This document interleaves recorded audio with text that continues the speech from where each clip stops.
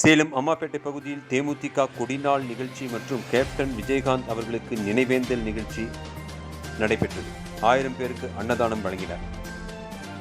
தேசிய முற்போக்கு திராவிட கழகத்தின் கொடிநாள் தினத்தை கழக நிர்வாகிகள் தொண்டர்கள் கொண்டாட வேண்டும் என தேமுதிக பொதுச் செயலாளர் பிரேமலதா விஜயகாந்த் அவர்கள் அறிவுறுத்தியிருந்தார். அதன் அடிப்படையில் தமிழகம் முழுவதும் இன்று தேமுதிகவின் 25ஆம் ஆண்டு கொடிநாள் தினத்தை உற்சாகமாக கொண்டாடி வருகின்றனர். அதன் ஒரு பகுதியாக சேலம் அம்மாப்பேட்டை மிலிட்டரி ரோடு பகுதியில் கொடிநாளை முன்னிட்டு தேமுதிக கொடியேற்றும் நிகழ்ச்சி மற்றும் மறைந்த தேமுதிக தலைவர் கேப்டன் விஜயகாந்த் அவர்களின் 47வது நினைவேந்தல் நிகழ்ச்சி ஆகியவை இன்று நடைபெற்றது.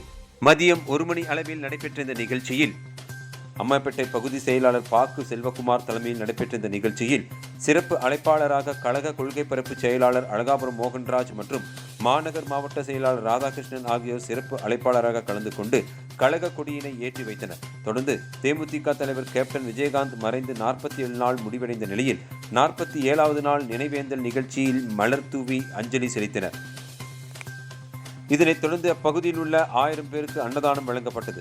இந்த நிகழ்ச்சியில் மேற்கு மாவட்ட செயலாளர் சுரேஷ் பாபு, அவைத்தலைவர் செல்வகுமார், மாவட்ட துணை செயலாளர் சீனிவாசன், கேப்டன் மன்ற செயலாளர் பன்னீர்செல்வம், செயற்குழு உறுப்பினர் செல்வராஜ், பொதுக்குழு உறுப்பினர் எஸ் நாராயணன் மற்றும் ராஜா, அம்மாப்பேட்டை பகுதி அவைத்தலைவர் ஜம்பு, பொருளாளர் பாத்திரக்கடை ரவி, துணை செயலாளர் சிக்கன் ரவி, வெள்ளிப்பற்றை சேகர், சாமியார், அம்மாப்பேட்டை பிரதிநிதி பார்த்தசாரதி, 35வது வார்டு செயலாளர் ராஜசேகர், 38வது வார்டு செயலாளர் ஞானவேல், 39வது வார்டு செயலாளர் ரமேஷ், 10வது வார்டு செயலாளர் குமார், 9வது வார்டு செயலாளர் ராஜா, 36வது வார்டு செயலாளர் குமார், 11வது வார்டு செயலாளர் நாகராஜ் உள்ளிட்ட நிர்வாகிகள், தொண்டர்கள் என ஏராளமானோர் கலந்து கொண்டனர்.